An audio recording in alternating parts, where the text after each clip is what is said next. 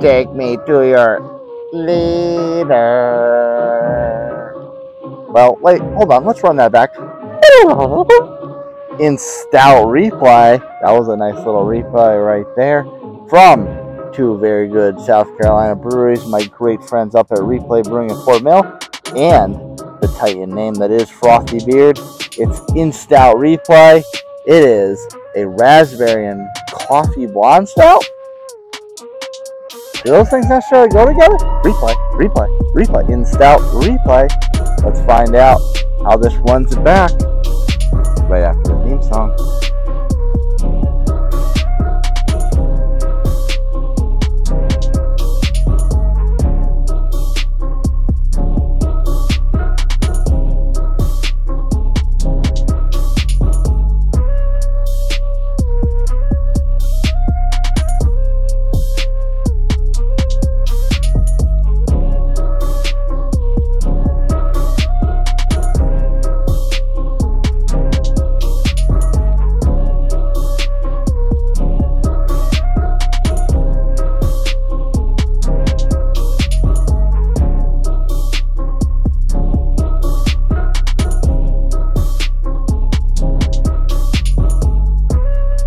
Welcome back into the Midland Studio as per usual with your host, Nutmeg 2 Palmetto.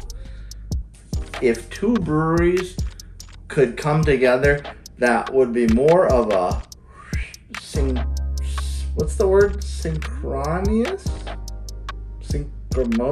Something like that. Anyway, two breweries that couldn't go better together any better. That's a lot of words. Words are funny, speak them goodly, shout out Imperfectly Neat Craft.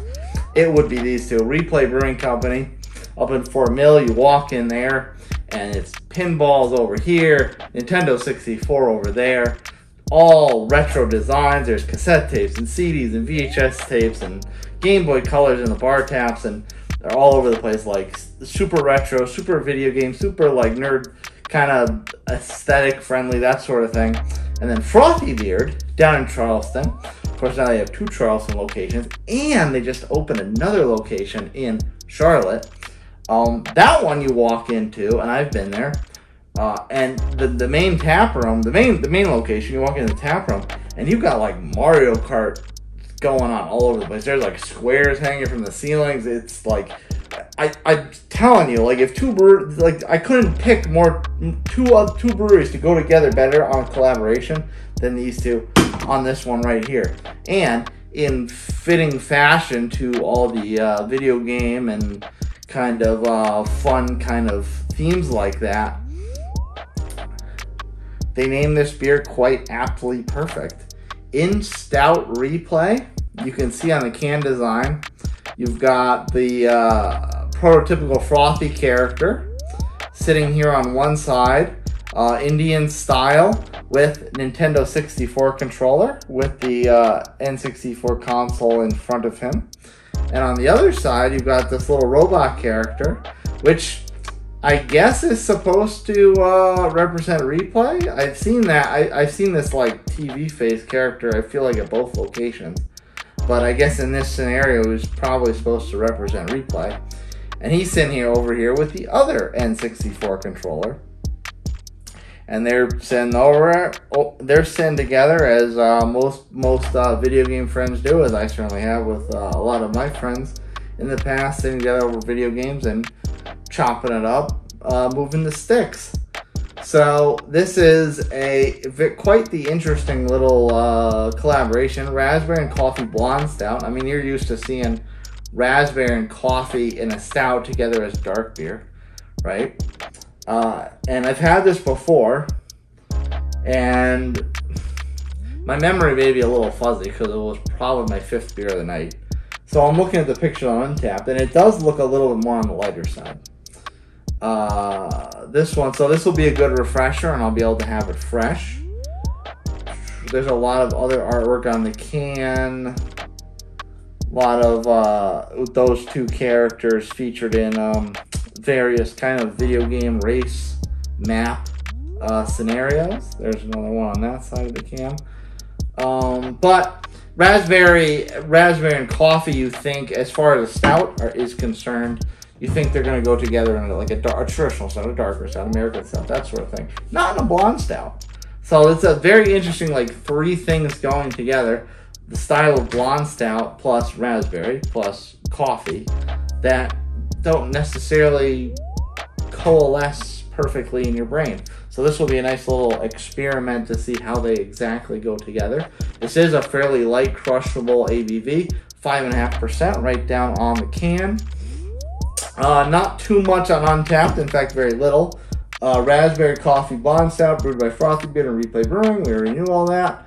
IBUs are not listed. 5.5 ABV is confirmed from the can.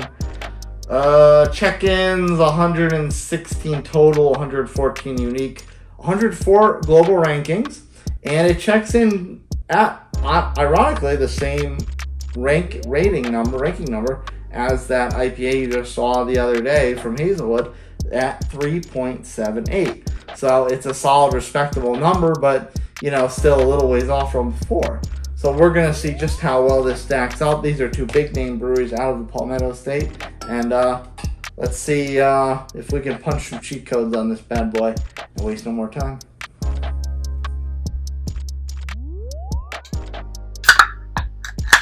Ooh. Oh, a pre-shook cook and a foam throw.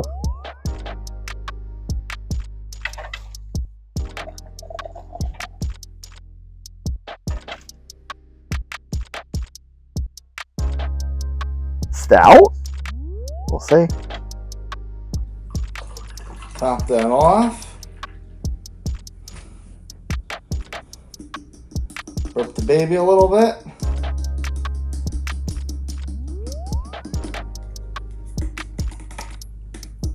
All the way around. All right. Head settled in. About a finger and a half. Whoop, got a little speck in there. Get rid of that.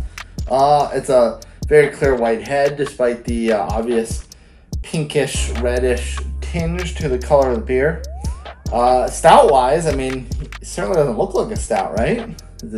It's pink, it's red. I mean, the color doesn't necessarily match up, but coffee stout, blonde stout, those tend to be more lighter in color. So, I mean, obviously the raspberry is going to affect it somehow.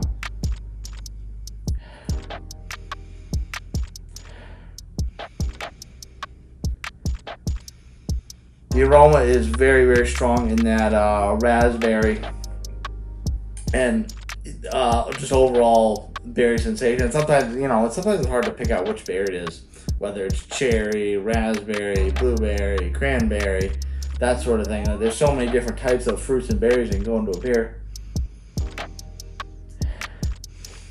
But being that they state it's raspberry and it doesn't smell like a cherry or cranberry, it's definitely the raspberry, and it is very, very strong. There's no coffee bean bitterness to the aroma, not that I can pick up anyway. Very light, very fruity, effervescent, tart even. And I'm excited to take a sip and refresh my memory of what this tastes like. So let's do just that.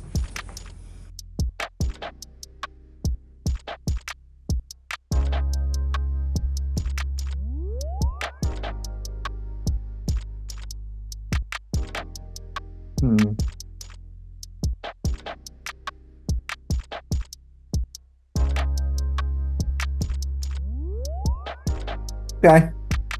Okay, I think I got it. Let's talk about it. So, there is a little bit, I don't know necessarily that it's coffee, it almost tastes a little chocolatey, but there is a little bit of that traditional stout sensation on the finish. It's just that a lot of what's in here, the raspberry just takes over so strong. And that's a good, to my personal palate, that's a good thing. I like that a lot. I could see why that probably affects the ranking a little bit, the rating a little bit, because obviously when you think stout, even necessarily with blonde stout, because blonde stouts, coffee stouts, or coffee stouts that tend to be blonde stouts, I should say, you still expect them to have a little bit more of that like coffee bean kind of roasty burn to it. And this doesn't have that.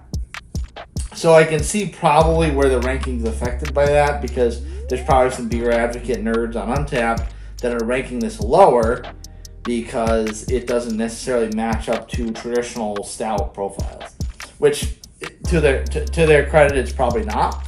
But if you're ranking this based on flavor, I don't know how you can't like this.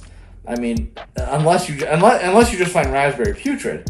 But I don't. I mean, I love berry flavor in a beer. I think that really sets apart. I mean, I know I've gone to a point where I really do like the flavor of crispy boys and lagers and pilsners and that sort of thing, especially like in the craft realm where they're done a certain way, more artisanally than, you know, your big box type of Miller Lights and Bud Lights and Coors and that sort of thing.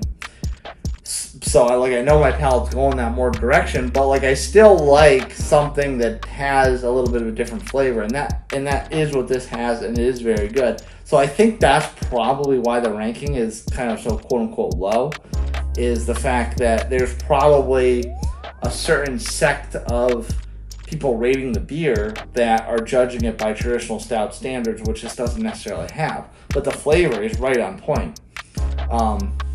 You know, there is a little bit of a coffee burn at the back end on the aftertaste. It's not super strong, but it's definitely there. And a lot of the flavor is the raspberry. And you know what? It's a raspberry stout. You know, blonde stout, whatever. That's, regardless of how you feel about it, that's how they sold it. And the raspberry comes through. So, as far as how these breweries intended this beer, with the ingredients that went into it, it showcases those ingredients extremely well to the T. So, how do you want to rate a beer, I guess? And do you want to rate a beer based on the traditional guidelines, or do you want to rate a beer based on how the brewery intended? Because this tastes like the brewery intended it. I would say that. If I was everything you intended, follow down to the comments. If stouts are your thing, click on the first one pinned below of all the other stouts I reviewed on the past. And you know what? Take a chance on a beer, because even if it doesn't necessarily match up to particular guidelines, it tastes darn good. Cheers, friends. I'll see you next time.